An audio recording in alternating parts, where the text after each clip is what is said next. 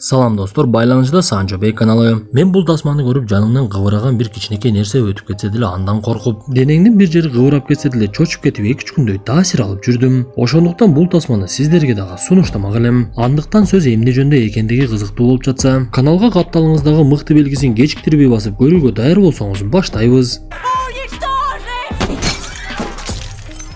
Тасманын башында Дэвид деген каарманыбыз сүрөт тартып олтурса, ал жердин жарыгы өчүп, эшикте аябай катуу бороон чапкын болуп жатканы байкалат. Эртеси алар турса үйүнүн алдындагы талы жыгылып, үйүнүн терезелерин сындырып бир капталын басып калыптыр. Анан да көлдүн жээгиндеги кичинекей тамын кошунасы Нортондун талы жыгылып такыр эле майдалап салыптыр. Анда Дэвид Нортон менен сүйлөшүп ага болгон нерсе жөнүндө айтайын деп барса, Нортондун унаасындагы тал басып калган экен. Дэвиддин аялы үйдө тамак жасаганга эт май алыш керек деп айтса, ал баласы Биллини алып алып Нортон дүкөнгө кетишет. Кызыгы алар бара жаткан жолдо жоокерлердин унаалары катуу өтө баштады. Анда каармандарыбыз эч нерседен түшүнбөй эле дүкөнгө барса, ал жерде адам толтура болуп, буга чейин мындай катуу бороон болбогондуктан баардыгы эле керектүү нерселерин сатып ала башташкан экен. Дэвид бир кезде ал жердеги жоокерлердин ары бери баскандарын көрүп бир нерсени сезип, бирок толук түшүнбөй эле эки жагын карап эмне кылышын деле билбей калды. Ушул замат эле бүткүл шаар боюнча эскертүү үн белгилери чыга баштайт. Дүкөндөгүлөр аң-таң болуп эмне кылышын билбей эле сыртты карап калса, ал жактан бир мурду канаган адам чуркап келип, биздин шаарды булут каптап келе жатат. Анын ичинде болсо түшүнүксүз бир нерселер бар экен. Эшиктердин баардыгын жапкыла деп эле адамдарды чочутуп жаптыра баштады. Бир кезде эле аппак булут алар турган дүкөнгө жетип келип, ал жерди каптап эле жер титирегендей болуп, имарат титирей баштайт. Арадан бир аз убакыт өтүп титирөөсү токтогондон кийин адамдар түшүнбөй бири-бирин карап, эмне кылабыз десе эле арасынан бир аял мен үйгө кетишим керек деп баштайт. Менин үйдө кичинекей кызым менен балам калган. Мен бир аздан кийин келем деп эле чыгып кеттим эле. Эми алардын акыбалы эмне болот? Мени бирөөңөр үйгө жеткирип коелаш деп эле эркектерди караса, эч кимибиз аны жеткиргизи келген жок. Анда аял ыйлап сыктап эле баардыгыңар тозокко түшкүрлөр. Мен кетемин деп эле аны чыгарбаганга аракет кылганына карабай эле чыгып кетип калды. Ошентип топтолгон адамдар бири-бири менен сүйлөшүп, бунун себеби эмне экенин ойлонушуп, дүкөндөгү чачылган нерселерди жыйнаганга аракет кылып жатышкан. Анда Дэвид баласы Биллини Реплер менен Тернер деген аялга таштап, аны жапканга жылуураак төшөк болсо таап келейин деп эле дүкөндүн башка бир бөлмөсүнө кирип кетет. Ал жакта иштеп жаткан жарык берүүчү аппарат жакшы иштебей эле жанагы булуттар ичине кирип кетиптир. Бир кезде Дэвиддин жанына башка адамдар келип, биз эшикке чыгышыбыз керек. Антпесек бул жарык берүүчү аппарат иштебей калса, тамак аштардын баардыгы ачып кетет деп Дэвиддин каршы болгонуна карабай эле чыгууга камдана башташат. Арасынан Норм деген жаш бала эшикти ачкыла, мен чыгып көрөйүн. Жарыкты берүүчү аппараттын түтүктөрүнө бир нерсе тыгылып калган окшойт. Кандай болбосун көрүшүбүз керек деп эле эшикти ачса, аппак булут каптап калыптыр. Анда баардыгы күлүшүп, Дэвидиңер бул жакта бир нерсе бар деп жатты эле. Эчтеке жок экен го деп жатса эле, Нормдун бутуна бир куртка окшогон нерсе оролуп эле тарта баштайт. Анда Дэвид аны чыгарганга аракет кылып жатса, буга чейин күлүп жаткандар ордунан жыла албай эле эмне кылышын билбей калышты. Бирок Дэвид канчалык аракет кылбасын, Нормду ал жактан эч эле чыгарып кете албай, куртка окшогон нерселер кайра биринин артынан бири кирип эле орой беришет.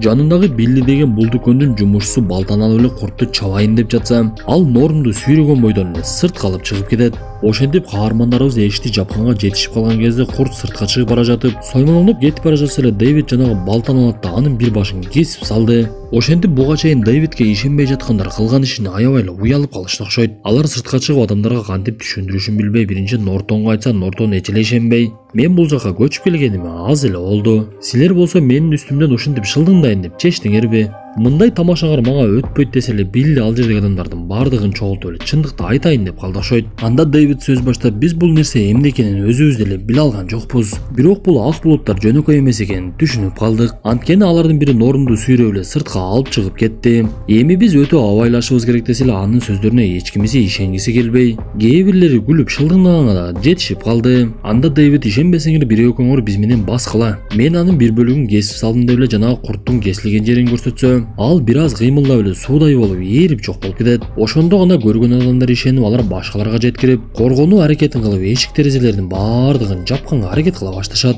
Бирок алар жапканга кыйратканда эле эч нерсеси жок эле. Ошондуктан итке бере турган тамактар салынган баштыкчылар менен жабышып, терезенин сынган жерлерин скоштоп жатышты. Бир маалда эле алардын арасынан Кармади деген аял сүйлөй баштайт. Мен Библияны окуп, Кудай деп жүргөн аялмын. Бул нерсе Библияда жазылгандай бизге кыяматка келди окшойт.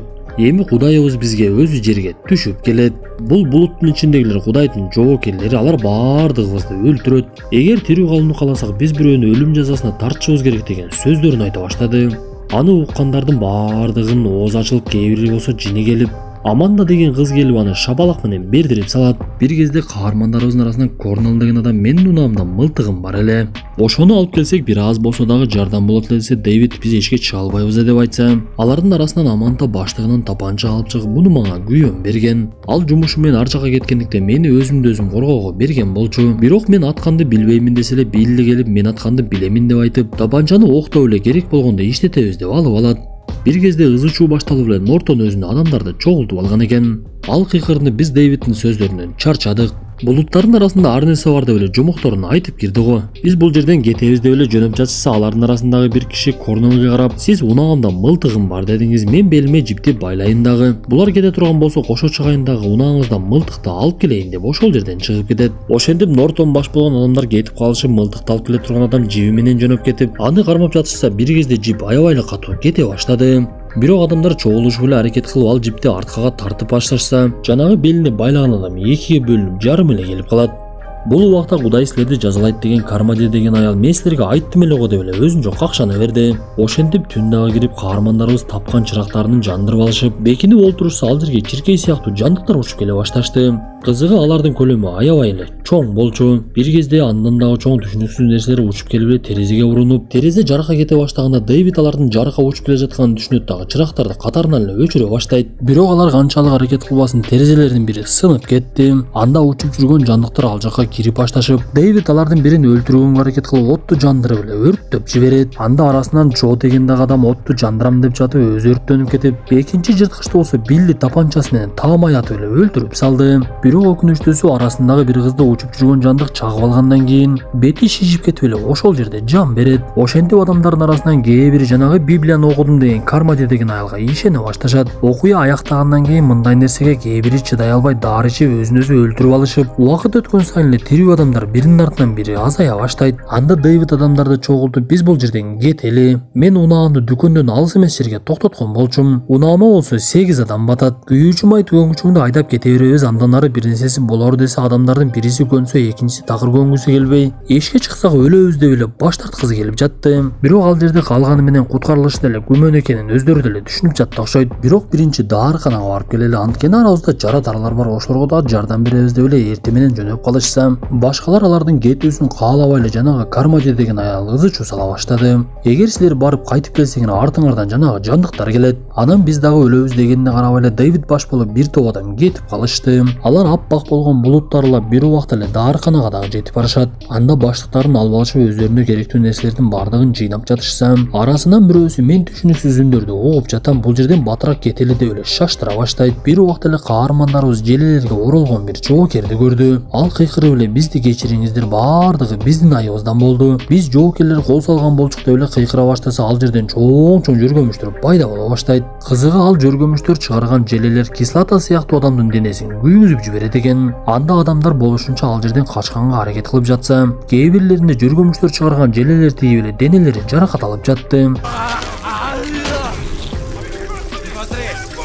Ошентип каармандарыбыз качып жөнөп кээ бир жаратарларын сүйрөп алышып, бирок алар жолдо жан бергендерин көрүп аларды таштап эле качып кетип калышат. Тирүү калгандар дүкөнгө кайтып келгенден кийин арадан 2 күн өтүп кетти. Анда Дэвид мен даарыканада жоокердин бизден кечирим сурап атканын уктум. Демек алардын билгени бар окшойт. Биздин арабызда дагы 3 жоокер жүрдү эле. Ошолордон сурайлычы деп эле жөнөп кетсе, бул убакта Кармади деген аял Библия жөнүндө ар кайсы нерселерди айтып эле адамдарды өзүнө топтоп алыптыр. Эң кызыгы жоокерлердин бирөөсү эле калып, экөө өзүн өзү асып алган экен. Анда адамдардын баардыгы жалгыз калган жоокерди ортого алып чыгып эле коркутушуп, сен чындыкты айтканың, бул булуттар эмне болгон булуттар десе эле жанагы жоокер сөз баштап калды. Окмуштуулар бул шаардан алыс эмес жерде бир базада иш жүргүзүп жатышкан. Алар биздин дүйнөдөн башка бир дүйнө бар экенин билишип, ал жак менен байланыш түзөбүз деп жатып ушул иш болуп кетти. Бирок менин эч кандай күнөөм жок. Мен болгону жоокермин, буйрукту гана аткарам десе, Кармади деген аял адамдарын чогултуп, демек чыныгы шайтан ушул экен, биз буну өлтүрүшүбүз керек. Чыныгы Кудайдын душманы ушул турбайбы деп эле Дэвидтин кой дегенине карабай эле адамдардын баардыгына жаман көргөзүп, аны адамдар көтөрүп эле дүкөндөн сыртка чыгарып жиберишти. Бир кезде аппак булуттардын арасынан жанагы жандыктардын чоңу пайда болуп, жоокерди дагы тиштеген бойдон алып кетип калат.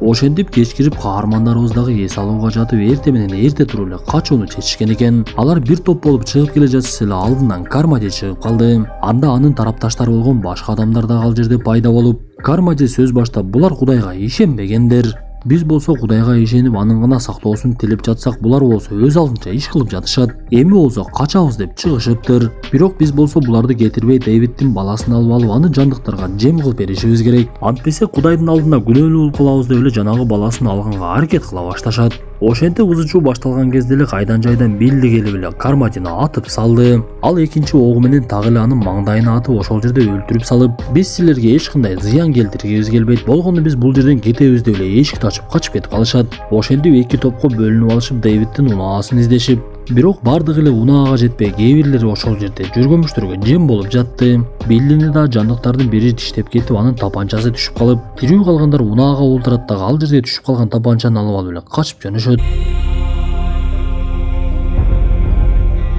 Дэвид ошентип биринчи эле унаасы менен өзүнүн үйүнө барса, аялы дагы өлүп жүргөнмүштөр желеси менен ороп койгон экен. Анда күйүүчү майыбыз түгүңчүңдү унааны айдап кете берели. Балким бул булуттан чыгып кетербиз деген үмүттө эле кетип жатышты. Алар жолдон жандыктардын өтө бир чоң көлөмдө бар экенин дагы көрүшөт. Ал баскан сайын унаа титирип, анан дагы түрү аябай бир суук экен. Бир кезде эле бара жатышы унаасы ордунан силкинип, күйүүчү май түгөнгөнү да билинди окшойт. Анда каармандарыбыздын үмүтү толук эле үзүлүп, эмне кылышын билишпей, бири-бирин карап калышып, акырында Дэвидтин оюна бир нерсе келди окшойт. Ал тапанчаны кармап эле огун караса 4 ок калыптыр. Ал эмне кылгысы келип жатканын башкалары дароо эле түшүндү окшойт.